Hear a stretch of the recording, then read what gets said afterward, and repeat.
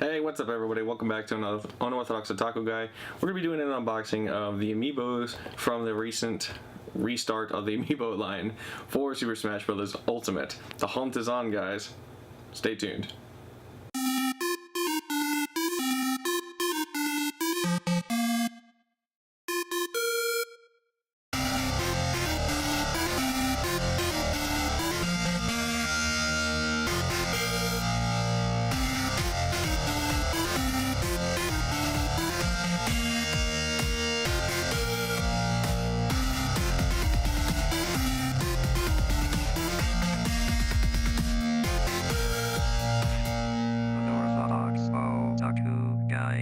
Alright guys, welcome back, and let's get cracking on opening up probably the most exciting part of an Amiibo collection.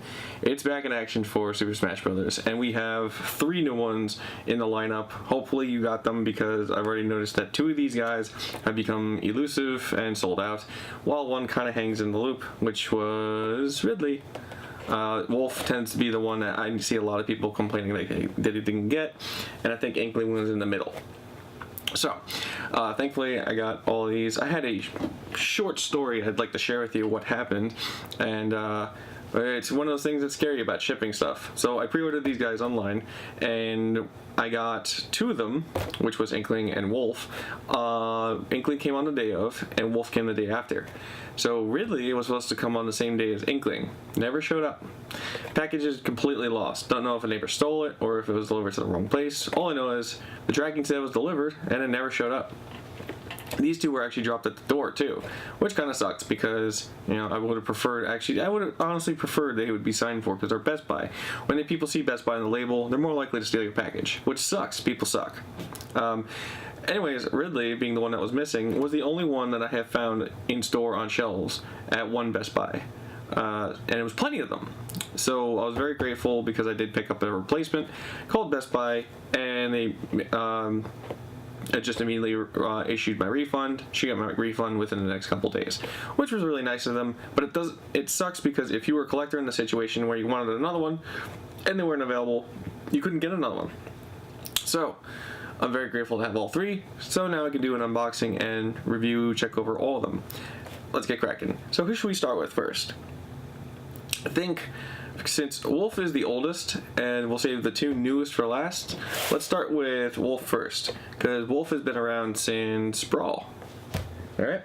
And I am a out-of-box collector for these guys. I know this is going to make some people in the box collectors cringe, but at least, you know, I'm doing the dirty work for you. You don't have to open them up, because I know there's a lot of people that prefer them in the box.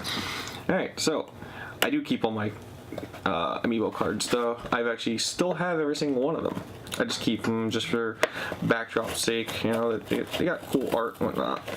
But I do prefer the figures to use them. I actually use my Amiibos. I train them, or I tap in for goods in Breath of the Wild, or that's just a good example, and many other games too. I like using Amiibo's features. They actually do come in handy for some situations. Breath of the Wild is pretty amazing, because you get items per character. Smash is cool, because you get spirits for some unique ones, or yeah, that's for if they're not a figure fighter, or you can train them to be one insane CPU to go against, because these guys are better than the CPUs, because they start to learn after your fighting style and whatnot. And that gets tricky. They can, and then if you choose to beef them up with materials, you can make them kind of handicapped and overkill, which becomes unfair. But at the same time, it increases the challenge of you trying to overcome them. Alright, so the price has changed on Amiibos, and I think it has to do with something with manufacturing location and whatnot too. But I have noticed the quality control in Amiibos has gone up. I will say also the imprint of the Amiibos is much shallower, unless it's a big figure like Ridley. Ridley is more of a typical size in terms of depth, just because he's so large. But Amiibos in general don't use the same packaging anymore. They definitely have 2 different packagings, and it looks like they're trying to save some materials, which is good. Saving materials is always good. It's cheaper, and also less harm on the planet. By the way, also, I do think these are all recyclable, so make sure you recycle your stuff. Anyways, the price has gone up on Amiibos, which does kind of suck. But I have noticed a huge jump in quality. And the sculpt and the painting is way better than ever. If you look at the older dated, I will actually put up a photo. Here you'll see a older Amiibo from the first line. Martha's the perfect example, because he even got a reprint later on where they fixed his face and painted him a little better. When Amiibo first started, they were sculpted nice, they were painted nice. But nice is exactly what they was. They weren't amazing. Now they're sculpted amazing and painted amazing, and you're really getting your money's worth. When it comes to how much detail and paint detail are on these figures, it's actually really amazing how little you're paying for this, because as a person who collects in high-end figures, this is actually really awesome. You actually see on most of these new figures too, they don't have really many paint defects at all. They're painted like a professional figure. And that's something like out of this world. Like Wolf, he has these little like zipper details and little buckle details that are spot on without smudging. Like, I can't even put into words how cool this is. And he's got like this very cyberpunk studded jacket going on that is just really badass. And if you like Wolf, this is a killer figure Wolf. I can't believe we're finally going to be getting all the characters for Smash Brothers, because they're all here in Ultimate and they're making everyone an Amiibo, which is so cool, because Smash line is my favorite Amiibo line to collect for. I don't collect all Amiibos, I collect Smash Amiibos. So, we're going to go on to a Ridley Amiibo here, which Ridley is a huge favorite in a lot of fans. I know there's a lot of people who are grateful he's finally in the game. Even though he's not the best in the game, he's still fun to play. But one thing we noticed from our Smash party, no matter who picked Ridley, he felt like he was at a disadvantage, which kind of sucks. Me personally, I think Ridley's an awesome character, even though he's not one of my favorite villains. I think mine has to be Rool. Sorry, but I love Rool. I think he's awesome. I think he stacks right next to Bowser in cool factor, and I'm actually very satisfied with how awesome Rool is. Even though some people say Rool's broken, I don't think he is. I think he still can get killed really well, but he's still amazing. Anyways, we are going to try to get Ridley out of here if we can. And I love the big Amiibos. I really do. I think Bowser was a really cool big Amiibo before. So I was actually really looking forward to seeing how Ridley is going to look and how Rool is going to look. And I already have Rool pre-ordered because he's up in the February batch with Ice Climbers and Piranha Plant, which are the other ones. Now what's really cool about Ridley is he's stuck in the package. No, he's got this cool effect on his base too, besides the base, which is actually clever because it gives him more room to stand on the base because the base is not big enough for him. Even though he's so downsized, they had to compress him. This is still he's still too big for the stands. Like, I could definitely see where Sakurai was struggling to get such a big character to conform to the game, and they really had to downsize his landscape, how much room he took up. But yeah, if you compare him, you see like how much they had to downsize him. He's not far off of a Wolf Amiibo, and he's enormous. Really, is an enormous character in terms of like lore. So, let's do a quick overview of him. And there's not too much detail to Ridley to really go about. And otherwise, when it comes to the detail that he does have, it's there. It had a good amount of sculpting done for his rigidness. He's a very grotesque looking character. He's got his spike tail that comes around, whipping around. It looks very, very nice. The wings are he's in a very tasteful, nice position for how evil and menacing he is. And you have his eyes stand out. They have like a nice gold looking sheen, yellowish sheen to his eye, which really do stick out because he's all purple and like lightly pinkish. He's got a very interesting toxic looking color scheme, which is really awesome. And I definitely think they did a wonderful job for him. Ridley fans are going to be very happy because this is another one of those characters that never really had a figure. Samus has had figures for the longest time, really long time. Actually, Samus had a figure even way back when gaming figures were on the low, where we rarely ever got cool stuff like this. Samus and like Link were like some of the only characters out there, next to like maybe even Sonic, growing up. But yeah, never had the day thought we would get a Ridley action figure. So old school fans and even new school fans of Metroid series, you can rejoice and finally have a Ridley figure. Now all we need to do is get some other ones, maybe like Crate or something. Because that was another one I was really excited about. They made a Metroid figure not too long ago for World of Nintendo. That was one of those things that's really awesome because characters like that, it's always awesome to see characters that never would have a figure before. So Wolf is really cool because Star Fox never really got the love it deserved for a long time when it came to figures either. When World of Nintendo brought out that whole lineup of Fox, Falco, Peppy, and Slippy, that was really cool. And of course, even the Amiibos too, we got Fox and Falco. So Wolf finally has a figure. He's one of those characters. He's lower on the favorite tier since he's technically a rival / villain. He deserved a figure, and they did a knockout job on him. I think he has better details than Ridley does, but Ridley still looks amazing. I think there could have just been a little more definition on his body in terms of coloring, but I think it might be just the nature of how it is. I would have to review a photo again to just see how plain the purple is on him when it comes to the painting. It doesn't feel like there's too much, I would say, not enough shadowing, if that's the great way to put it. I think if you had a little more shadowing on him, I think it would look a little better. He's got too much of one color, kind of like dulling him out. But there's a lot of physical details that are really good. That's the important part. So if someone was ambitious and wanted to repaint him, which would probably be really hard, but it's there. It's a great figure. Okay, so we're going to go on to one of my little favorites.